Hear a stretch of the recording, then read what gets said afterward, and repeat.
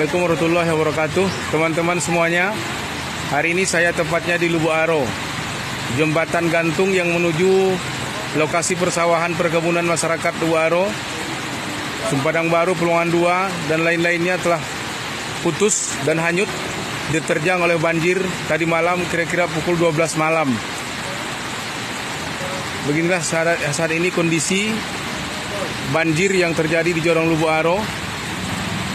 Jembatan gantung putus. Namun alhamdulillah tidak ada memakan korban, tetapi kerugian mencapai ratusan juta karena jembatan gantung ini adalah jalan yang paling utama untuk menuju lokasi persawahan dan perkebunan masyarakat di Jorong Lubuk Aro. Kita saksikan